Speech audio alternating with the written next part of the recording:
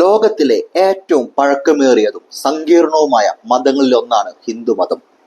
മറ്റു പല മതങ്ങളിൽ നിന്നും വ്യത്യസ്തമായി ഹിന്ദുമതത്തിന് ഒരൊറ്റ സ്ഥാപകനോ ഒരു പ്രത്യേക ആരംഭ പോയിന്റോ വിശ്വാസികളുടെ ഏകീകൃത കൂട്ടായ്മയോ ഇല്ല. പകരം അത് ഇന്ത്യൻ ഉപഭൂഖണ്ഡത്തിലെ വൈവിധ്യമാർന്ന പാരമ്പര്യങ്ങളും തത്വചിന്തകളും സാംസ്കാരിക സമ്പ്രദായങ്ങളും കൊണ്ട് ആയിരക്കണക്കിന് വർഷങ്ങളായി പരിണമിച്ചു.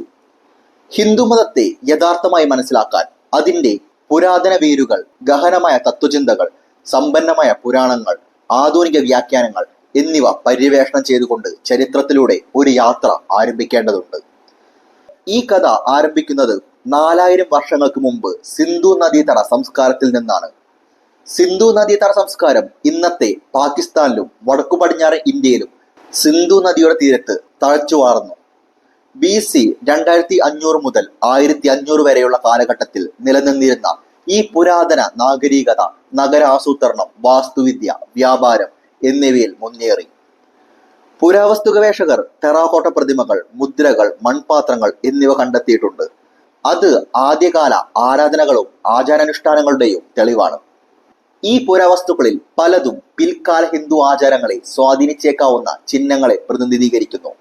ഉദാഹരണത്തിന് ഹിന്ദുമതത്തിൽ ഐശ്വര്യത്തെയും ഭാഗ്യത്തെയും പ്രതിനിധീകരിക്കുന്ന സ്വസ്തിക പോലെയുള്ളവ. BC 1500-നടുത്ത് മധ്യേഷ്യയിൽ നിന്നുള്ള ഒരു കൂട്ടം നാടോടി ഗോത്രങ്ങളായ ആര്യന്മാരുടെ വരവോടെ ഒരു പ്രധാന സാംസ്കാരിക മാറ്റം സംഭവിച്ചു. വേദങ്ങൾ എന്നറിയപ്പെടുന്ന ശ്ലോകങ്ങൾ, ആചാരങ്ങൾ, ആത്മീയ അറിവുകൾ എന്നിവയുടെ സമ്പന്നമായ പാരമ്പര്യം അവർ അവരോടൊപ്പം കൊണ്ടുവന്നു. സംസ്കൃതത്തിൽ രചിക്കപ്പെട്ട ഹിന്ദുമതത്തിലെ ഏറ്റവും പഴയ വിശുദ്ധ ഗ്രന്ഥങ്ങളാണ് വേദങ്ങൾ. അവ വൈദിക മതത്തിന്റെ അടിസ്ഥാന ശിലയാണ്. ഇന്ദ്രൻ, അഗ്നി, സോമ തുടങ്ങിയ പ്രകൃതിക്കും പ്രാപഞ്ചിക ശക്തികൾക്കും സമർപ്പിച്ചിരിക്കുന്ന സ്തുതിഗീതങ്ങൾ വേദങ്ങളിൽ ഉൾക്കൊള്ളുന്നു. ഈ കാലഘട്ടത്തിലെ മതപരമായ ആചാരങ്ങൾ യജ്ഞങ്ങൾ, യാഗങ്ങൾ, കീർത്തനങ്ങൾ എന്നിവയൊക്കെയാണ്. ചടങ്ങുകൾ നടത്തുന്നതിൽ ബ്രാഹ്മണർ ഒരു പ്രധാന പങ്ക് വഹിക്കുന്നു. കാലക്രമേണ ആത്മീയ ചിന്തകളിൽ ഒരു മാറ്റം സംഭവിച്ചു.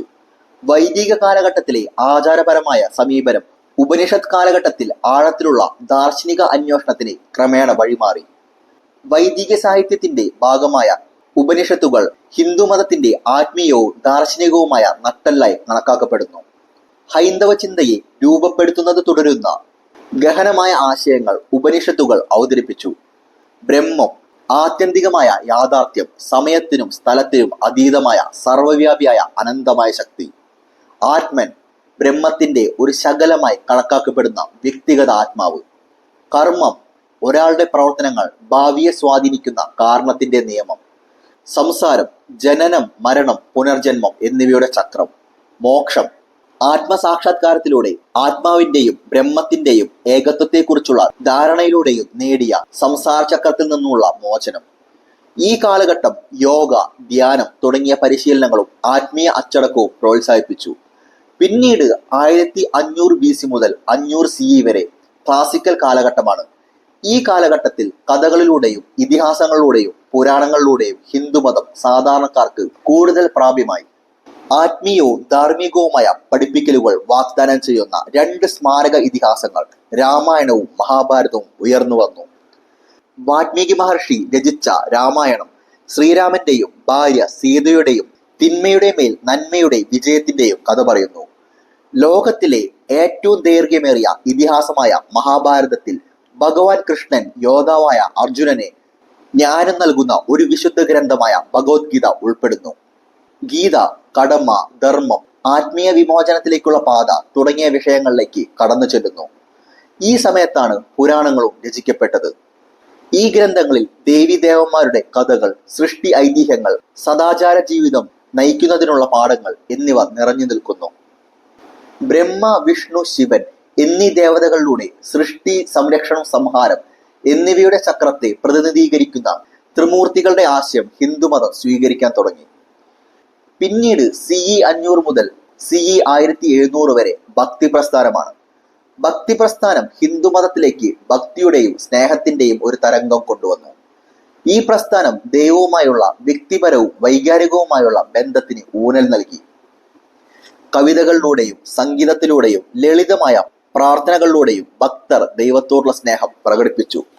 കബീർ, മീരാബായി തുളസീദാസ്, രാമകൃഷ്ണ തുടങ്ങിയ സന്യാസിമാർ ഈ കാലഘട്ടത്തിലെ പ്രമുഖ വ്യക്തികളായി.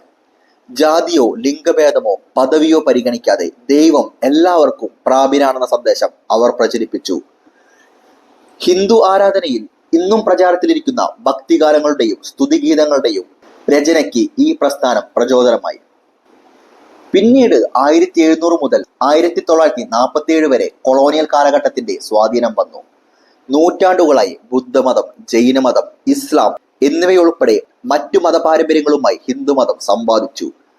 ഈ ഇടപെടലുകൾ ഹിന്ദു തത്വചിന്തയെയും ആചാരങ്ങളെയും സമ്പന്നമാക്കി. ബ്രിട്ടീഷ് കൊളോണിയൽ കാലഘട്ടത്തിൽ ഹിന്ദുമതം പുതിയ വെല്ലുവിളികൾ നേരിട്ടു. രാജാറാം മോഹൻ റോയ്, സ്വാമി ദയാനന്ദ സരസ്വതി തുടങ്ങിയ പരിഷ്കർത്താക്കൾ ഹിന്ദു സമൂഹത്തെ നവീകരിക്കാനും അന്ധവിശ്വാസങ്ങൾക്കെതിരെ വാദിക്കാനും വിദ്യാഭ്യാസവും സാമൂഹിക സമത്വവും പ്രോത്സാഹിപ്പിക്കാനും പ്രവർത്തിച്ചു. രാമകൃഷ്ണന്റെ ശിഷ്യനായ സ്വാമി വിവേകാനന്ദൻ 1893 ചിക്കാഗോയിൽ നടന്ന ലോകമതങ്ങളുടെ പാർലമെന്റിൽ സാർവത്രിക സാഹോദര്യത്തിന്റെയും ആത്മീയ ജ്ഞാനത്തിന്റെയും ആശയം പ്രോത്സാഹിപ്പിച്ചുകൊണ്ട് നടത്തിയ പ്രസിദ്ധമായ പ്രസംഗത്തിൽ ഹിന്ദു തത്വചിന്തയെ പാശ്ചാത്യ ലോകത്തിന് പരിചയപ്പെടുത്തി. 1947 ഇന്ത്യയുടെ സ്വാതന്ത്ര്യത്തിന് ശേഷം ഹിന്ദുമതം അഭിവൃദ്ധി പ്രാപിക്കുകയും വികസിക്കുകയും ചെയ്തു.